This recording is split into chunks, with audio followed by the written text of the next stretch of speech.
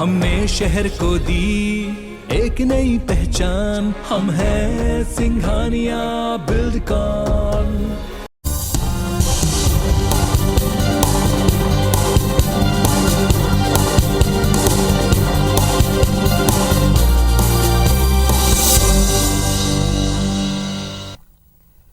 नमस्कार, मैं पुनीत पाठक हूं और आप देख रहे हैं मध्य प्रदेश की बात। बहुत स्वागत है आप सबका। प्रदेश में पहली बार ऐसे हालात हैं जब पिछले 2 साल से नगरीय निकाय में जनप्रतिनिधियों की सरकार नहीं है। शहर सरकार अधिकारी चला रहे हैं। पिछले 2 साल से प्रदेश के 16 नगर निगम समेत नगर पालिका और नगर परिषद में विकास कार्यों की जिम्मेदारी अफसरों के कांधे पर है। स्थानीय निकाय में शहरी जनता में राजनीतिक दलों के खिलाफ आक्रोश है, लिहाजा पूर्व जनप्रतिनिधियों ने पंचायत प्रतिनिधियों की तर्ज पर ही अपने अधिकार वापस मांगने के लिए सरकार के सामने बात रखनी शुरू कर दी है, दबाव बनाना शुरू कर दिया है।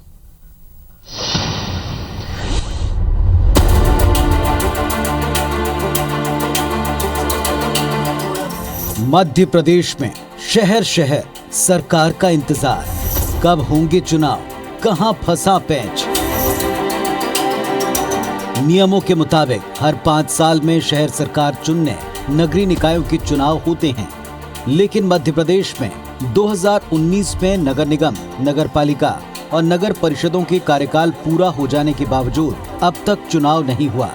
निकायों के चुने हुए जनप्रतिनिधियों को उम्मीद थी कि सरकार या तो उनका कार्यकाल बढ़ाएगी या चुनाव कराएगी, लेकिन ऐसा कुछ नहीं हुआ। निकायों की कमान अफसरों को सौंपी गई। निकायों के पूर्व प्रतिनिधि, महापौर, नगर पालिका और नगर परिषद अध्यक्ष, साथ ही पार्षद सरकार से कार्यकाल बढ़ाने, अधिकार देने या चुनाव कराने की मांग लगातार कर रहे हैं। पिछले दिनों जनप्रतिनिधियों ने इसे लेकर नगरीय प्रशासन मंत्री भूपेंद्र सिंह के बंगले का घेराव भी किया। भारतीय जनता पार्टी की सरकार ने जिला पंचायत अध्यक्षों का कार्यकाल बढ़ाया है। वैसे सभी नगर पालिका के अध्यक्ष आ रहे हैं। सभी लोग का ये इच्छा है या तो शीघ्र चुनाव कराए जाएं, अगर चुनाव नहीं होते हैं तो हमारा भी कार्यकाल बढ़ाया जाए।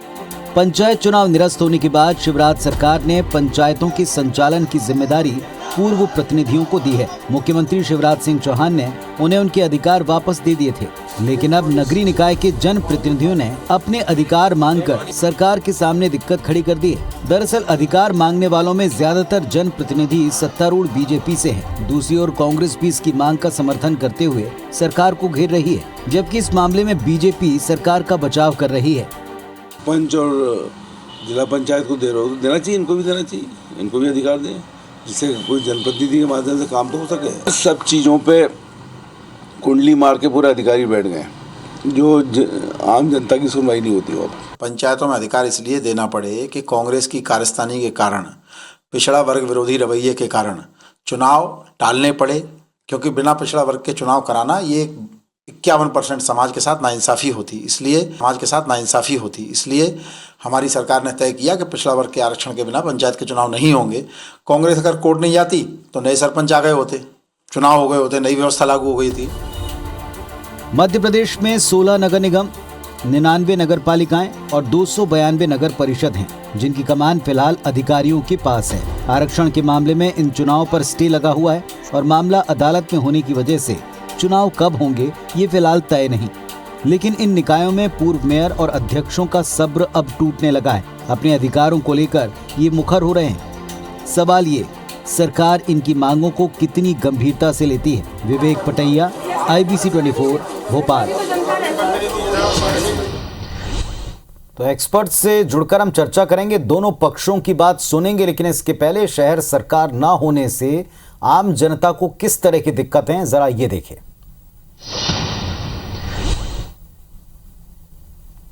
तो यदि सीवर लाइन का यदि आप देखेंगे तो सीवर लाइन का इशू डेली होता है। महापौर ना होने से बहुत समस्याएं खड़ी हो रही हैं, बहुत सड़क की, पानी की, बिजली की, हर चीज का सोल्यूशन ऑनलाइन नहीं मिलता। हर कोई इतना अवेयर नहीं है कि वो जाकर किसी हेल्पलाइन पर जाकर कॉल करे, बोले, क्योंकि जब तक कोई लोकल हमारा सुनने वाला नहीं होगा तब तक हमें ऐसा महसूस होता है जैसे हमारे सर पर किसी की छत्र छाया नहीं हो। जो भी रोड और सड़कें का निर्माण किया जा रहा है वो गुणवत्ता विहीन है, उस पर किसी का अंकुश नहीं है। शहर में चले जाइए, शहर के अंदर में आपको सफाई कोने कोने में देख लीजिए, गंदगी भरी पड़ी है। ऑब्जर्वेशन पार्षद स्तर से होके CM लॉबी तक जो पहुंच जाता था, तो हमारे और विकास को एक सही गति मिलती थी। अधिकारी आज की स्थिति में अपनी मनमानी करते फिर रहे हैं, चाहे वो नगर पालिका हो या नगर निगम हो। जो बड़े बड़े प्रोजेक्ट चल रहे हैं इंदौर में या छोटी समस्याएं भी हैं, तो उनको लेके किससे बात करें, इसका हमें कोई पता नहीं है।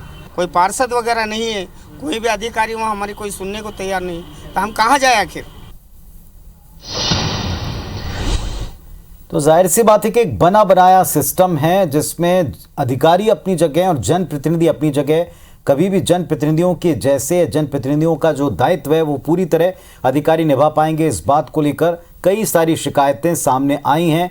कई सारे लोगों का ये मानना है कि भले ही ऑनलाइन सिस्टम के द्वारा समाधान देने की कोशिश हो, भले ही ऑनलाइन के द्वारा हल देने की कोशिश हो, लेकिन 2 साल बीतने के बाद भी जनप्रतिनिधि ना होना या जनप्रतिनिधियों के पास में कोई अधिकार ना होना, इससे आम लोगों को भी बड़ी दिक्कत हो रही। उधर पंचायत में अधिकार वापस लौटाने के बाद में अब निकाय के भी पुराने जनप्रतिनिधि यानी जो पिछले चुनाव से जीते हुए थे, उनका यह मानना है कि उनको उनके अधिकार दिए जाएं तब तक जब तक के चुनाव नहीं होते या फिर चुनाव करा दिए जाएं। दिक्कतें इसमें क्या, ये आपने रिपोर्ट में देखा। हमारे साथ में इस वक्त दोनों पक्षों के 2 बहुत ही कुशल वक्ता जुड़े हुए हैं, अपनी अपनी पार्टियों का पक्ष रखेंगे। डॉक्टर दुर्गेश केसवानी साहब हैं, भारतीय जनता पार्टी की ओर से बात रखेंगे, और आनंद जाट साहब हैं जो कांग्रेस पार्टी का पक्ष रखेंगे। दुर्गेश जी, पहले सवाल आप ही से पूछता हूं। जिस तरह आपने सुना होगा कि बहुत सारे जनप्रतिनिधि चाहते हैं कि जब तक आप इलेक्शन नहीं करवा पाते, जब तक इलेक्शन की प्रक्रिया आगे नहीं बढ़ पाती, तब तक जैसे पंचायतों में हुआ उनको भी अधिकार दे दी जाएं। 2 साल तो ऑलरेडी हो गए जब जनप्रतिनिधि जो है उनके पास अधिकार नहीं है, लोग भी अपने जनप्रतिनिधि चाहते हैं। बीजेपी की राय क्या है इसमें? देखिए पुनीत जी, निश्चित रूप से जिस तरह से आप पंचायत की बात बता रहे हैं, पंचायत को जो उन्होंने राइट्स दिए थे उस चीज़ को, वही एक कदम आगे बढ़ के अब जब नगरीय निकाय के नगर निगम के जो प्रतिनिधि हैं वो माननीय मंत्री से मुलाकात की, उन्होंने एक मेमोरेंडम सौंपा है। निश्चित रूप से उसका विधि से परीक्षण करा के क्या हो सकता है वो सरकार के पास है। और निश्चित रूप से जब उन्होंने कोई अपनी समस्या सुनाई है तो निश्चित ही हमारी सरकार संवेदनशील सरकार है, माननीय मंत्री जी ने उसको संज्ञान में लिया और उसमें आगे निश्चित रूप से जो विधि सम्मत होगा वो काम किया जाएगा। और आपने जो अभी अपने जो प्रोग्राम जो चल रहा है, डिबेट चल रही है, उसमें जो लोगों की बात सुनाई, निश्चित ही अगर कहीं कोई परेशानी है तो उनको वहाँ पे कंप्लेंट करनी चाहिए। अभी भी जनप्रतिनिधि हैं, हमारे जो विधायकगण हैं, जो एमपी हैं और साथ ही साथ जो पूर्व में महापौर रहे हैं, अध्यक्ष रहे हैं, पार्षद रहे हैं, उनसे भी निश्चित रूप से अगर कोई समस्या है तो उसकी बात करनी चाहिए।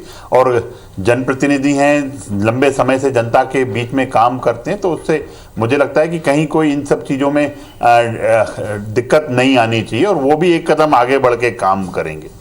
कहीं किसी को कोई दिक्कत नहीं होने दी जाएगी। माननीय मुख्यमंत्री जी प्रदेश की 8 करोड़ जनता की चिंता करते हैं, उनके दुख में, उनके दर्द में, उनके तकलीफ में वो रहते हैं। अगर कहीं कोई ऐसी समस्या है तो वो अपने जनप्रतिनिधि को बताएं। ऑनलाइन की भी व्यवस्था है, उससे हटके अगर अपने को लग रहा है तो वार्ड कार्यालय में जाना चाहिए।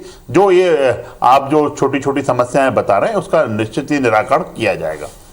चलिए, तो ये छोटे स्तर की समस्याएं आप भी जानते हैं, समझते हैं, क्योंकि आपका भी लोगों से डायरेक्ट इंटरेक्शन है दुर्गेश जी, कि लोगों की ऐसी समस्याएं कि जिनको वो चाहते हैं कि अपने प्रतिनिधि को बताएं और वो हल हो जाएं, और इसीलिए इस स्तर के ऊपर हम शहर सरकारें बनाते हैं। चलिए, आपके पास वापस लौटूंगा। आनंद जाट साहब, कांग्रेस पार्टी का इस पर क्या रुख है?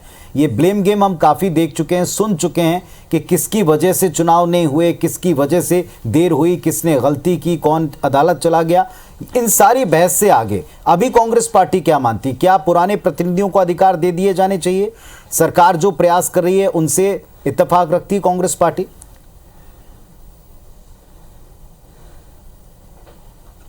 देखिए, भारत में पिछले जो प्रशासनिक और राजनीतिक सुधार हुए हैं, उन सुधारों में सबसे महत्वपूर्ण अगर कोई है तो स्थानीय सरकारों के जो कानूनी ढांचा या संवैधानिक तौर पर उन्हें संवैधानिक रूप प्रदान करने का काम जो कांग्रेस पार्टी ने करके दिया, उसकी सबसे पहली बात यही थी कि 5 सालों में चुनाव हो जाने चाहिए। अगर किसी कारण से चुनाव आगे बढ़ते हैं तो 6-6 महीने करके बढ़ाए जा सकते हैं, लेकिन जब 28 विधानसभा के उपचुनाव हो सकते हैं, फिर एक लोकसभा का उपचुनाव हो सकता है, उसके साथ 3 उपचुनाव और हो सकते हैं। तो ये बिल्कुल समझ से परे है कि किस प्रकार से स्थानीय सरकारों के निर्वाचन का काम रोका जा रहा है। कौन सा ऐसा काम है जो शिवराज सिंह चौहान नहीं कर रहे हैं या उनकी सरकार नहीं कर रही है। हर तरह के जो आयोजन है उसको किया जा रहा है, लेकिन यहाँ सबसे महत्वपूर्ण बात है कि इनकी ना तो भारत के संविधान में आस्था है, ना लोकतंत्र में आस्था है, और सामूहिक निर्णय की भाषा तो भारतीय जनता पार्टी समझती ही नहीं है। हम सबका ये विश्वास है कि जब हम स्थानीय शासन या स्थानीय प्रशासन को जब हम दुरुस्त करते हैं और उनको डेवलप करते हैं तो नीचे से लोकतंत्र आता है, जनता के बीच भी लोकतंत्र की भावना मजबूत होती है। और एलेक्स डी टॉकविले एक लोक प्रशासन के विद्वान हैं, उन्होंने कहा है कि जनता जब जब अपनी बात जो है सरकार तक पहुंचाने में नाकाम रहती है तो लोकतंत्र निष्प्राण होकर तड़पड़ाने लगता है।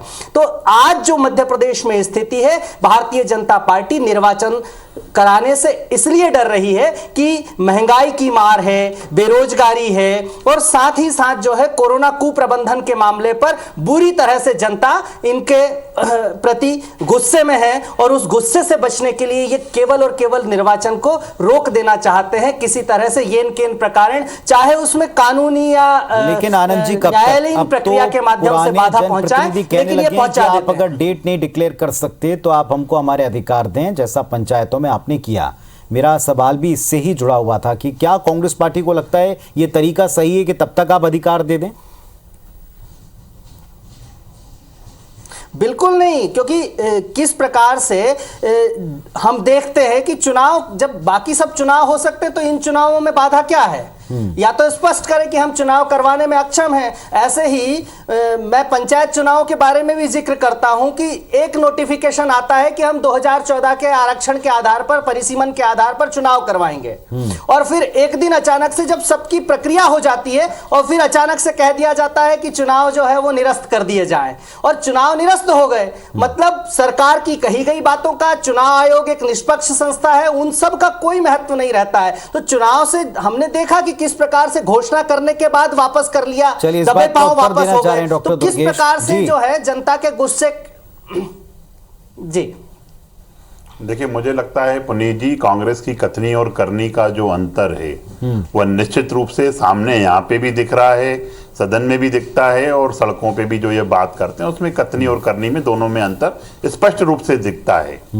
कमलनाथ जी चुनावों के लिए बैठकों की बात करते हैं और इनके जो लोग अदालत में खड़े होते हैं, हम कई बार इस चीज को डिबेट में भी लेके आए हैं कि अगर आपको जनता की अदालत में नहीं जाना था तो कोर्ट में जो खड़े थे तनखा जी, वो किसके आदमी थे?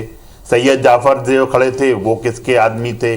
तड़पड़ा जोड़ने की ये जो बात कर रहे हैं किसी एक मुहावरे का प्रयोग करते हुए, तड़पड़ा तो ये लग रहे थे। अदालत में कौन गए? जनता को कौन फेस नहीं करना चाहता था? जनता को कांग्रेस फेस नहीं करना चाहती थी। उसके बाद आप देखेंगे जो इन्होंने लोअर कोर्ट, अपर court, high court, supreme court तक ये गए, और जो माननीय मुख्यमंत्री जी ने संकल्प लिया वो आपके सब हम कई बार उन चीजों को डिबेट में बात कर चुके हैं। आज जो सरकार, जो आपका मुद्दा है पुनीत जी, सरकार बिन शहर की, हमारे कांग्रेस के प्रवक्ता ने और भी आरोप लगाए, महंगाई की बात की, बेरोजगारी की बात की, कोरोना की बात की। जिन्होंने कोरोना में एक किसी की सेवा नहीं की, आज वो चैनल पे बैठ के आरोप लगा रहे हैं, बड़ा ही हास्यास्पद लगता है। अरे कहीं तो आप सेवा काल में कहीं दिखते? नहीं, मूल बात ये कि वो ये कह रहे हैं और लगातार पिछले काफी समय से कह रहे हैं कि चूंकि काम नहीं किया, इस बात के डर से आप इलेक्शन नहीं चाहते। ये मूल एक सेकंड पुनीत जी, हम सब चाहते हैं। हम अगर ये उपचुनाव की बात कर रहे हैं, उपचुनाव में भी ये महंगाई की बात कर रहे थे, ये सिर्फ और सिर्फ आरोपों के रथ पे सवार होके आरोप और आलोचना करके ये बात करना चाहते हैं। इनके पास उपलब्धि के नाम से कुछ भी नहीं है। तभी आप देखेंगे 28 उपचुनाव में क्या हाल हुआ, उसके बाद 4 उपचुनाव में क्या हाल हुआ। कोरोना की गाइडलाइन सबको पालन करनी है। हम भी उस चीज को कर रहे हैं, हम भी मास्क हर चीज को कैसे कैसे हम डोसेज वैक्सीन के डोसेज को लगाने के लिए हर सरकार हमारी प्रयास कर रही है। तो हम कोरोना की गाइडलाइन पालन करते हुए जो निर्णय आएगा, हम तो जनता के बीच में 24/7 रहते हैं और 365 दिन हम जनता के साथ रहते हैं। एक आरोप आप पर भी है आनंद जाट साहब, यानी कांग्रेस पार्टी पर है कि एक तरफ आप कहते हैं कि इलेक्शन क्यों नहीं करवा रहे, हम तो इलेक्शन कराना चाहते हैं, सरकार डरी, दूसरी तरफ आप ही के प्रतिनिधि आप ही की तरफ से आपत्तियां लगाई जाती हैं। आपत्तियां अपनी जगह सही है, लेकिन इतनी भी अनभिज्ञता नहीं है कि अगर आपत्ति लगाएंगे तो इस मामले में आगे चीजें खिंचेंगी। देखिए, ये भारतीय जनता पार्टी के लोग जो हैं वो उनकी कार्यप्रणाली 3 स्तर पर होती है। पहले तो ये जो है वो जो कमज़ोर व्यक्ति होता है उसे कुचलने की कोशिश करते हैं, और कुचलने में जब नाकाम होते हैं तो उसे बदनाम करने की कोशिश करते हैं, और बदनाम भी ना कर पाते हैं तो ध्यान भटकाने की कोशिश करते हैं। इनके शीर्ष नेतृत्व जो मध्य प्रदेश का है, उन पर विवेक तन्खा जी ने मानहानि का मुकदमा दायर किया हुआ है, क्योंकि ये भ्रम फैला रहे हैं। और जिस प्रकार से ये कांग्रेस पर आरोप लगाते हैं, मेहुल चोकसी की वकील कौन है आपको पता है? मेहुल चोकसी की वकील दिवंगत अरुण जेटली की बेटी है। तो इसका मतलब यह है कि भारतीय जनता पार्टी खड़ी है मेहुल चोकसी को बचाने के लिए। ये किस प्रकार से बात करते हैं? और इस प्रकार से जब ये बात करते हैं, और मैं ये बताना चाहता हूं कि हमारे नेता भारतीय युवा कांग्रेस के राष्ट्रीय अध्यक्ष श्रीनिवास बीवी जी को 21 change maker of 21st year of this जो है 2021 का साल, उसमें उन्हें 21 जो है इन्फ्लुएंसर में शामिल किया गया है, और इसके बाद में और सिर्फ कोरोना काल में उनकी सेवा के कारण किया गया। और मैं बताता हूं कि किस प्रकार से इन्होंने कोरोना काल में सेवा की। जिन कुशाभाऊ ठाकरे की जन्म शताब्दी वर्ष ये मना रहे हैं सेवा और संगठन के नाम पर, उन्हीं कुशाभाऊ ठाकरे के दो भतीजों को ऑक्सीजन की कमी से दम तोड़ना पड़ा। ये किस प्रकार की बात कर रहे हैं? ये किस प्रकार की बात कर रहे हैं? जिस प्रकार से की बात कर रहे हो, आप बात तो रख पाओ पहले ढंग से, आप बात तो कर पाओ। बात स्थानीय शासन पर चुनाव की हो रही है, और ये अपने कोरोना पर खुद ही पीठ थपाने का काम कर रहे हैं। चलिए ठीक है, लेकिन आज ना कोरोना पे बात हो रही। एक मिनट, जिस तरह आनंद जी आपने भी बात की, दुर्गेश जी आपने बात की, ना तो कोरोना पर बात करें ना कुप्रबंधन पर बात करें। मूल बात यह है कि सबको चिंता है कि अगर 2 साल से इलेक्शन नहीं हुए तब इस परिस्थिति में क्या किया जाए, क्योंकि अब अगर मामला माननीय कोर्ट तक है तो माननीय कोर्ट के निर्देशों का पालन करना या उसके हल होने का इंतजार करना ही पड़ेगा। बीच में क्या करना चाहिए, इसको लेकर हम चर्चा कर रहे हैं। इन परिस्थितियों का जिम्मेदार कौन, इस पर हम कई बार डिबेट कर चुके हैं। आगे किस तरह का हल दोनों पक्ष देखते हैं। तो शहर सरकारें नहीं हैं और 2 साल से ये परिस्थितियां हैं, अलग अलग इसमें कारण रहे, लेकिन इनका हल क्या? क्योंकि अब पुराने प्रतिनिधि कह रहे हैं या पिछले चुने हुए प्रतिनिधि कह रहे हैं हमको भी अधिकार दें पंचायतों के समान। हमारे साथ में डॉक्टर दुर्गेश केसवानी जी और आनंद जाट साहब हैं। ब्रेक पर जाने से पहले एक मूल प्रश्न यही है डॉक्टर दुर्गेश जी कि इसका हल कैसे निकालेंगे और कब तक निकालेंगे? और ये सवाल केवल आपका हमारा नहीं है या लोगों की प्रॉब्लम का नहीं है, बल्कि कई आपकी पार्टी के भी चुने हुए जो शहर सरकारों के प्रतिनिधि रहे हैं वो भी मांग कर रहे हैं, वो भी यही चाहते हैं। तो कब तक इसका हल होगा और किस तरह से इसका हल हो जाएगा? देखिए पुनीत जी, निश्चित रूप से जो संगठन मिले हैं, माननीय मंत्री जी से भी चर्चा की, उन्होंने भी प्रशिक्षण करने की बात कही। उसको देख के उसको हम आगे बढ़ाने की भी बात सोचेंगे, और जो विधिक राय आएगी उसको लेकर सरकार आगे बढ़ती है। और मुझे लगता है कि जिस तरह से जो कुछ बड़े बड़े प्रोजेक्ट्स अगर हम उसकी चर्चा कर लें, कल भी एक बड़ा प्रोजेक्ट जो इंदौर और भोपाल हाईवे के बीच में इंटरनेशनल एयरपोर्ट कार्गो हब के रूप में भी वो डेवलपमेंट की जो बातें हो रही हैं, वो सब काम चल रहे हैं, उसी रफ्तार से चल रहे हैं। अभी हमारे कांग्रेस के प्रवक्ता साथी भी जहाँ से आएंगे वहाँ पे वो उस ब्रिज से आए होंगे जिसका अभी उद्घाटन हुआ है, साथ ही साथ मेट्रो के प्रोजेक्ट भी हैं। इन सबको गति देने का काम, और हमने तो आप देखेंगे पुनीत जी, हमारी सरकार जब भी बनती है हमने कभी फंड्स का रोना नहीं रोया है। एक कमलनाथ जी थे जिन्होंने मुख्यमंत्री बनते से ही चिंता की कि फंड्स नहीं है, और हमने कभी फंड्स के लिए रोना नहीं रहा है। माननीय मुख्यमंत्री जी स्पष्ट कहते हैं कि प्रदेश की 8 करोड़ जनता के विकास के जितने कार्य होंगे, उनके हित के जितने कार्य होंगे, उनके लिए जो जन कल्याण की योजनाएं होंगी, वह निश्चित रूप से की जाएंगी। 8 करोड़ जनता हमारे लिए प्राथमिकता है। उसकी जो आपने भी अभी जो अपनी रिपोर्ट में पुनीत जी बताया, मैंने निश्चित ही बोला अगर कहीं पे किसी को दिक्कत आ रही है उनको वार्ड कार्यालय जाना चाहिए। वार्ड कार्यालय ई कंप्लेंट भी कर सकते हैं, जिसकी सतत मॉनिटरिंग भी होती है। कहीं किसी चीज की कोई दिक्कत नहीं आने दी जाएगी निश्चित रूप से। तो स्पष्ट तौर पर इसका फिलहाल कोई अवधि बता नहीं सकता, ये इस बात से हम सार निकाल सकते हैं और आगे जिस तरह की व्यवस्थाएं उसी को हम आगे चलाना चाहते हैं, लेकिन क्या और कब तक हम इनको चलाएं? आनंद जी, कैसे आप इसका हल पाते हैं, कहां आप इसका हल पाते हैं? कांग्रेस की तरफ से आप बात करें। मैं एक बहुत छोटा सा सवाल पूछना चाहता हूं और सवाल केवल इतना सा है कि जब इतने सारे विधानसभा के चुनाव हो सकते हैं, इतने सारे लोकसभा के चुनाव पूरे देश में हुए, अभी 5 राज्यों के चुनाव चल रहे हैं, तो ऐसे समय में मध्य प्रदेश में स्थानीय निकाय चुनाव क्यों नहीं हो सकते? तो जवाब देना मैं बीच में नहीं बोलने दूंगा, मैं पहले बात कर लूं। मुझसे पूछा है तो मैं वो बात कर लूं, उसके बाद आप बोलिएगा। तो वास्तव में क्या है कि जब आपने देखा कि किस तरह से कोरोना काल में ये सरकार जो है वो एक स्वास्थ्य मंत्री को वहां क्रेता और विक्रेता ने जो है वो बंधक बनाकर रख लिया था और उसके बाद जो है मुख्यमंत्री के तौर पर शिवराज सिंह चौहान की शपथ होती है और बिना मंत्रिमंडल के सरकार कई दिनों तक चलती रही। तो क्या है कि जब हमारे संविधान सभा में विचार विमर्श हो रहा था तो उस समय यह कहा गया था कि हम अमेरिका की जो एकल सरकार है उसके स्थान पर हम दोहरी और सामूहिक नेतृत्व वाली मंत्रिमंडलीय प्रणाली को लाएंगे और यही कॉन्सेप्ट हमने स्थानीय स्वशासन में भी डाला था। तो बिना सरकार के सब काम चल रहे हैं तो ऐसा ही चलता रहेगा। ठीक है, दुर्गेश जी इसका उत्तर देना चाह रहे हैं, समय की सीमा है, तो उस प्रतिनिधित्व पर कोई सवाल है? जी दुर्गेश जी।